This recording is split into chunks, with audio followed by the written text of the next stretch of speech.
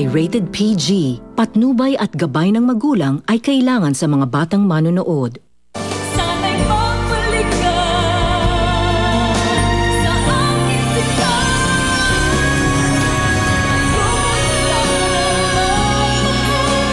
Ayoko sana. Nay, para sa akin, hindi pa patay si Shelby. Nagpunta lang siya sa ibang lugar. Itong kay Miggy, itago ko na. Wala naman siya dito. Babalik pa ho si Mickey. Babalik pa ho ang anak ko. Wala na akong kapatid.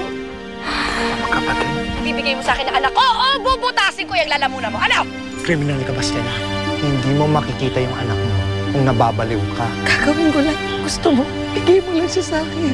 Kahit ibigay natin siya kay Stella, hindi sasama si Miggy. Are you sure, Kevin?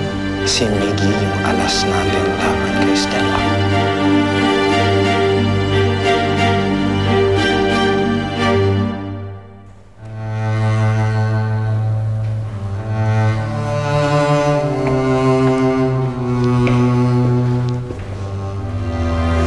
Mickey. Mickey, anak.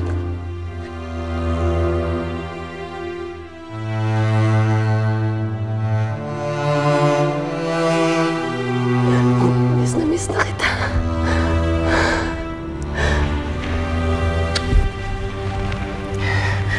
Kevin, maraming salamat at tumupad ka sa usapan natin. Matino naman akong kausap eh. Basta kung anong mapagkasunduan natin, gagawin ko. Salamat. Miggy, kasama ka na sa akin. Uwi na tayo, ha? Halika na. Ayoko sa'yo! Ayoko sa'yo, Mami! Hindi ako sasama sa'yo!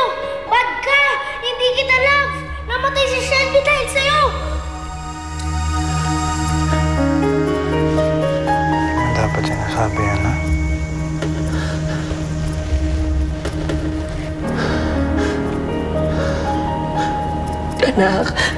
Anak, hindi totoo yan. Mahal na mahal kayo ni Mami, kayong dalawa ni Shelby. Di ba mga babies ko kayo? I don't like you! Mickey, huwag mong sasabihan si Mami ng ganyan. Stella, huwag mo naman pagagalitan yung bata. Nagsasabi lang naman siya ng totoo eh. Kasalanan ba niya kung yun ang nararamdaman niya? Mickey, anak, halika na. Sumama ka na kay Mami. Halika na. Mamu! I don't like you! Ayoko sa'yo! Okay. Go to the rec room. Watch something. Mickey! Mickey! Stella. Stop it. Sana naman matauhan ka na, Stella. Ayaw sumama sa'yo ng anak mo. Yun ay dahil nilalason niyo yung utak niya.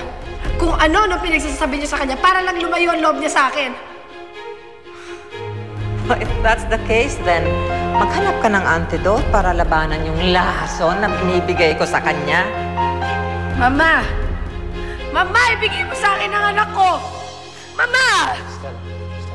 Kevin, akala ko ba may usapan tayo? Hindi naman ito yun, ah! Stella, wala tayong usapan. Napipilitin natin yung bata. Ayaw niyang sumama sa'yo. Paano ko pipilitin si Miggy, ha? Ganito, ibigay mo siya sa akin, pero wag dito. Magkita tayo sa labas. Doon mo siya sa akin ibigay. Sigurado naman ako na pag sumama siya sa akin, babalik na loob niya sa akin eh. Pag nagkasama na kami ulit. Sigurado ako.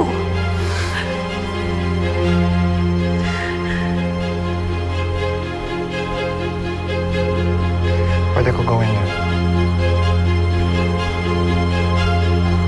Pero may kondisyon. Anong kondisyon?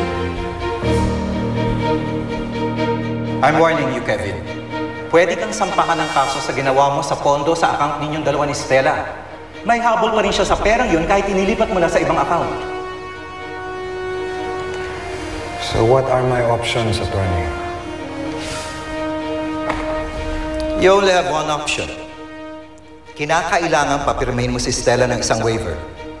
Waiver na nagsasabing inililipat niya na sa'yo ang pondo ng inyong account.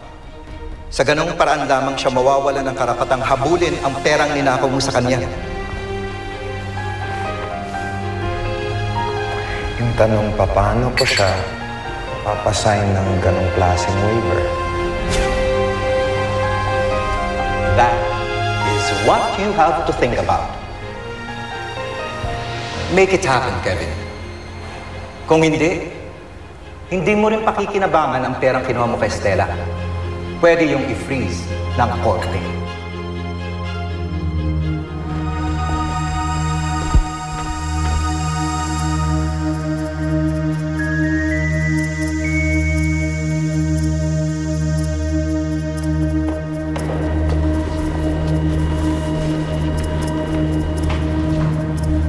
Ano to? Waiver. Waiver? Para saan? Nakusa mong ibibigay sa akin yung pera natin sa bangko. Yung pera na minana ko? Yung kapalit, ibibigay ko sa'yo si Miggy.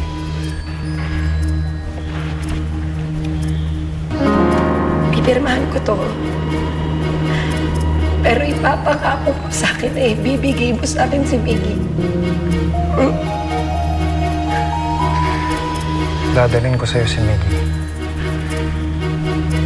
Pero hindi ko sasabihin na ibibigay ko siya sa'yo. Pero wag na muna natin pilitin yung bata. Kawawa naman siya. Okay?